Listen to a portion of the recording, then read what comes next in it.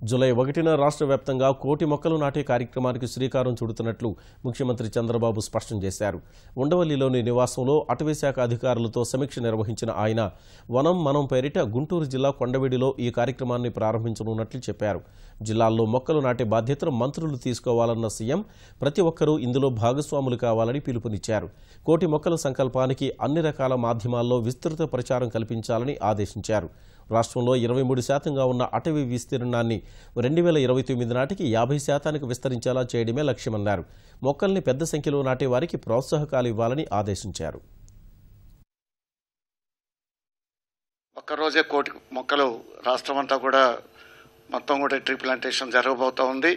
ఇదే కాకుండా టోటల్గా అన్ని వింగ్స్లో కలిపి దగ్గర 25 కోట్ల మొక్కలు ఈ 150 రోజుల్లో కూడా పూర్తి చేయాలని కూడా ఒక దృఢ సంకల్పం రాష్ట్ర ప్రభుత్వం తీసుకోవటం జరిగింది.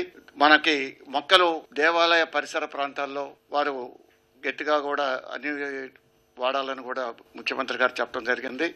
వాటికి ఫ్రీ ఆఫ్ కాస్ట్ ట్రీస్ కూడా మేము సప్లై చేయడం జరుగుతుంది.